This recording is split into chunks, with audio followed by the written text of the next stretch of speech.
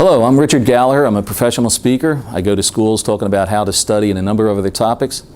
This the kids can use. It'll be a good explanation, but it's more for the teachers this time. For study skills, I really believe you can teach the kids how to study through a study hint of the day. And I put together 40 study hints. They can be run the first marking period, the second marking period, the third marking period, and the fourth marking period. The reason you have to keep doing it is you have to tell the child what they need at the time they need it. On one of the other tapes, I said the single best idea I know is to write down the teacher's questions. You tell that to an 8th grader, he says, in September. He says, last year I got by on listening skills, I don't need it.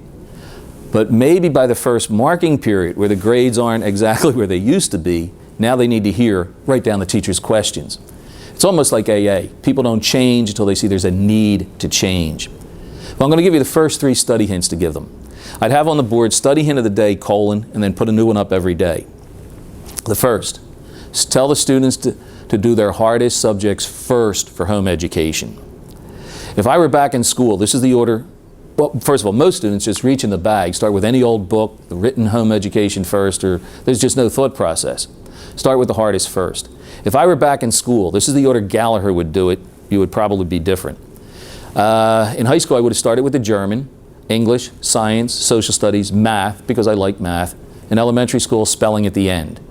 10 minutes of spelling in the beginning will take 10 minutes. 10 minutes of spelling at the end will take 10 minutes. 10 minutes of German in the beginning will take 10 minutes.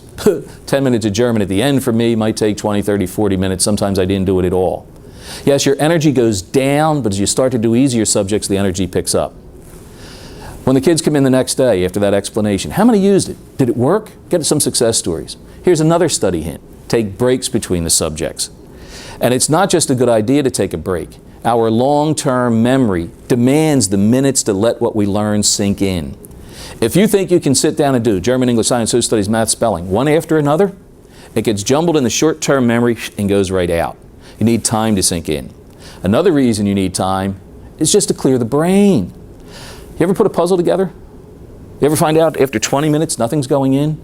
You ever get up, go away, come back and say, oh, that goes in, that goes in? It does. The conscious mind's out getting a glass of milk. The subconscious or creative mind that we do not use nearly as much as we should have is still thinking about the problem. When the kids come in the next day, did you start taking breaks? Did it work? Some success stories. Here's another idea. The index cards. Look at the index flashcards just before you go to bed. If you study from 7 to 8 and do not look at those from 8 o'clock till the next day just before the test, will you remember them? No. Look at the tough cards just before you go to bed. Last thing in, first thing out. Those 3, the students will see an immediate improvement in their education the very first time they use it. Now maybe they're willing to use some of the more difficult ones, writing down the teacher's questions, color-coding the flashcards, writing it to prove you know it. Very simple, very effective, and it works. So I hope to see you at your school for an in-service. Thank you very much.